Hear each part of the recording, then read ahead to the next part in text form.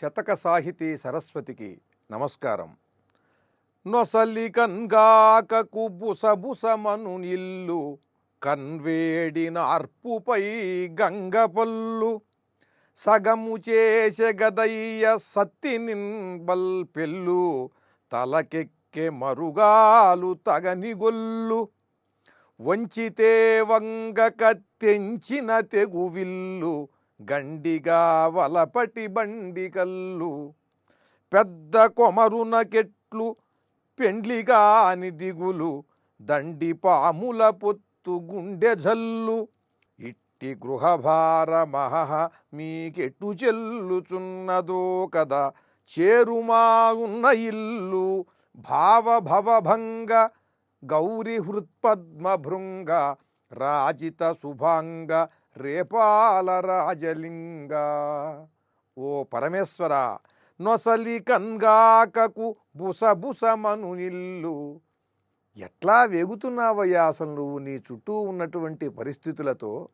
ఎంత ఇబ్బందికరమైనటువంటి అంశాలన్నీ కూడా నీ దగ్గరే ఉన్నాయి. ఎలా వీటన్నిటితో నువ్వు వేగుతున్నావు? నొసలి కన్గాకకు బుసబుసమను నిల్లు. నీ నొసట ఉన్నటువంటి ఈ కంటి కాకకు, కన్కాకకు కన్గాకకు, కంటి యొక్క కాక, ఎంత చక్కని తెలుగు ప్రయోగం. నొసలి కన్గాకకు బుసబుసమను ఇల్లు. ఈ చుట్టూ ఉన్నటువంటిది మంచుకొండ నీ ఇల్లు. ఈ కాకకి, ఈ కంటి మంట సెగకి ఆ మంచు పర్వతం కరిగిపోతూ ఉంటుంది. ఆ మంచుకొండ కన్వేడిన అర్పుపై గంగపల్లు. ఈ కంటి వేడిని ఆర్పాలని గంగ ఎప్పుడు కూడా పల్లానికి ప్రవహించాలని చూస్తూ ఉంటుంది. పైనుంచి ఆవిడ దూకి ఈ కంటి మంటని ఆర్పాలని ఆవిడ చూస్తూ ఉంటుంది.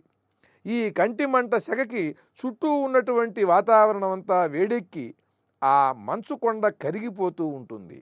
సగముచే చెగదయ్య సత్తినిన్ బల్పెల్లు. ఇక ఆ శక్తి ఉంది, ఆ అమ్మవారు. ఆవిడ నిన్ను కాస్త ఏదో ఈ గందరగోళంలో కొంచెం బలంగా ఉండి వీటన్నిటినీ కూడా నిభాయించుకోగలవనుకుంటే ఆవిడ వచ్చి నీ శరీరాన్ని సగం ఆక్రమించింది. సగము చేసె గదయ్య సత్తినిన్ బల్పెల్లు. ఆ శక్తి వచ్చి సగం దేహం ఆవిడ ఆక్రమించింది. తలకెక్కె మరుగాలు తరగగని గొల్లు. మరుగాలు, ఇంకొక కనిపించనటువంటి ఇంకొక ఆవిడొచ్చి తలకెక్కె మరుగాలు తగని గొల్లు. ఆవిడ నిరంతరము కూడా గోడ పెడుతూనే ఉంటుంది. ఆవిడ ఘోష ఇంత అంతా కాదు, ఎందుకంటే గంగకి అలలు సహజం కనుక గొల్లుమని ఈ శబ్దాలు వస్తూనే ఉంటాయి.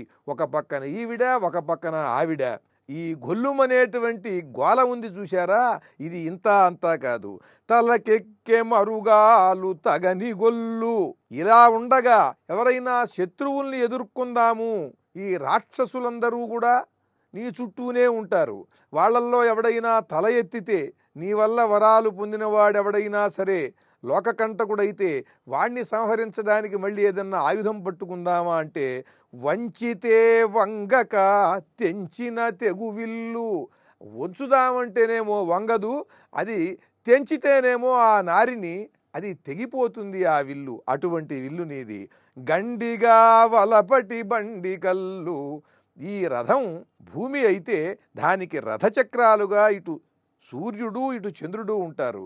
ఈ సూర్యుడు చంద్రుడు కూడా ఎలా ఉంటారంటే చక్రములుగా ఉన్నటువంటి ఈ సూర్యచంద్రులు వీళ్ళు ప్రయాణం చేస్తూ ఉంటే చంద్రుడు రోజు రోజుకి క్షీణిస్తూ ఉంటాడు. క్షీణించి ఈ రథం ఒక పక్కకి ఒరిగిపోతూ ఉంటుంది. ఇటువంటి పరిస్థితుల్లో నువ్వు ఆ రథం మీద వెళ్ళి రాక్షసులతో యుద్ధం చేయాలి. విల్లా వంచితే వంగదు, తెంచితే తెగుతుంది. ఈ విషయంలో ఇలా ఉంటే కుటుంబ విషయాలు ఎట్లా ఉన్నాయి? పెద్ద కొమరునకెట్లు పెండ్లిగా అని దిగుళ్ళు. ఈ పెద్ద కొడుకున్నాడు ఆ వినాయకుడు, ఆయనకి ఏమన్నా పెళ్లి చేద్దామంటే ఏ పిల్ల కూడా చేసుకోవటానికి ముందుకు రావట్లేదు. అదొక పెద్ద దిగులుగా ఉంది నీకు. ఆయనకి పెద్ద బొజ్జ, ఆ ముక్కేమో ముందుకు సాగిపోయి ఉంటుంది, ఒక పన్నేమో ముందుకు వచ్చి ఉంటుంది. మరి అటువంటి ఆ వినాయకుడు నీ పెద్ద కుమారుడు, ఆయనకి పెళ్లి చేయాలంటే అదొక పెద్ద బాధ అయిపోయింది నీకు. దండిపాముల పొత్తు గుండె జల్లు. దీనికి తోడు ఎన్నెన్నో సర్పాలన్నిటినీ కూడా తెచ్చి వాటిని నీ ఆభరణాలుగా చేసుకున్నావు.